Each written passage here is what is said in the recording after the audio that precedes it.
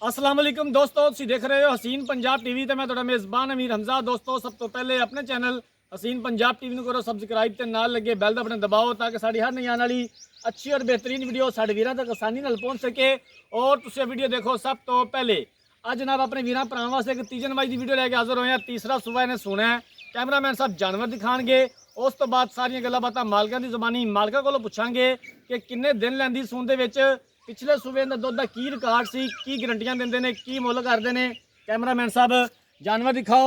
माशाल्लाह कद चंगा, वेल बड़ी, शाहजोर डाले जी जनाब मझ, 14 तो 15 मन वजन, पिछों चौड़ी ते अगों बरीक, एक हड्डी, खुड्डा पुट्ठा माशाल्लाह बड़ा कमाल है। स्याह काली जनाब, कालियां अखां, मुश्की झोटी है, सिर तो लैके पैरों तक पुछल भी जनाब स्याह काली है। थन बड़ा कमाल लग्या होया माशाल्लाह, मुठ मुठ का थन है। हवाना माशाल्लाह बड़ा खूबसूरत है। सूद या सार तो लैके धुनी तक हवाना है और पुट्ठा देख सकते हो जनाब, मंजी डह सकती है पुट्ठे के उत्ते। बाकी हर एक चीज़ कैमरे की निगाह दे विच वीरां दे सामने आ।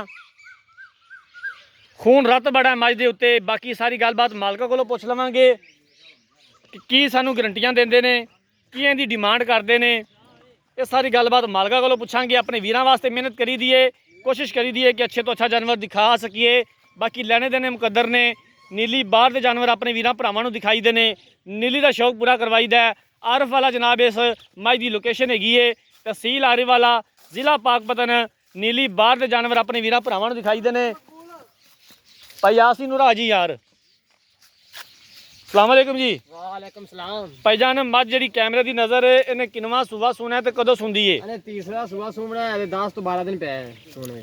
अच्छा जी, तीसरा सूबा सुना ने तो 10 तो 12 दिन लैंदी है सून दे विच। इहदा कोई मसला मसैल पिछे दा कोई थना दा वादा घाटा? गारंटी होवे। ठीक है, तुहाडी घर दी मझ है। हां जी। पिछले सूबे दा कितना दुध चोंदे रहा जे, जेड़ा मेरा वीर तू चोंदा रहा दुध? बच्चे छड़ ते 20 किलो। अच्छा, बच्चे नूं छड़ के 20 लीटर करदी रही है। हुण सानू 20 लीटर चवा देओगे? हां जी। किन्ने दिनां बाद? 15 दिनों बाद। मझ सून तो 15 दिनां बाद 20 लीटर दुध। 4 टाइम को चोवे, कोई 6 टाइम चोवे। ठीक हो गया जी, टोकन बयाना कर देवे। ठीक हो गया। हुण इहदा मेरा वीर किन्ना मुल है प्यार मुहब्बत वाला, किन्ने दी आपां फाइनल वेचनी है? मुल तक इदा 7.5 लाख। अच्छा जी, फाइनल 7 लाख दी वेचनी है। अच्छा मुल 7.5 है ते फाइनल 7 लाख दी वेचनी है। इहदे विचों कोई घर आया दीद प्यार? थोड़ी बहुत प्यार मुहब्बत कर लवा देंगे। अच्छा, थोड़ी बहुती प्यार मुहब्बत हो जाएगी। बाकी जिहड़ा दुध दस्सिया ये तुसीं चवावना है। ठीक हो गया, 20 लीटर चवा दो बच्चे छड़ जी। ठीक हो गया। लो जी, मालकां दी गल्लां बातां सुन लईआं ने। तीसरा सूबा इस मझ ने सुना है, 10 तो 12 दिन मजीद लै जाएगी सून दे विच। पिछले सूबे मालकां दे बकोल बच्चे नूं छड्ड के 20 किलो दुध करदी रही है मझ। हुण भी जनाब मालकां दी आवाज़ है कि सून तो 15 दिनों बाद 20 किलो दुध जिस मेरे वीर भरा दा दिल करे टोकन बयाना करके ये जनाब 20 किलो दुध चो सकता है, अपनी तसल्ली कर सकता है। बाकी थना दी पिछे दी हर तरह की मुकम्मल गारंटी है, साडी भी ते मालकां दी भी।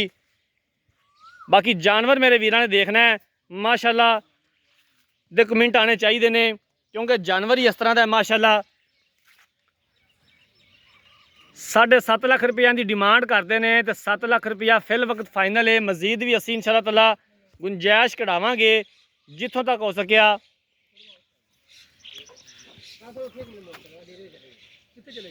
अगर किसी वीर भरा ने जानवर खरीदना है, राबता नंबर 0312 612 2054, 0312 612 2054 इस नंबर पर व्हाट्सअप बनिए। अगर साड़ी अज वाली वीडियो पसंद आए, वीडियो को लाइक तो शेयर जरूर करना है। जिंदगी रही तो मिलांगे एक नई वीडियो के नाल। अपने मेज़बान अमीर हमजा ने दो इजाज़त। अल्लाह हाफिज़।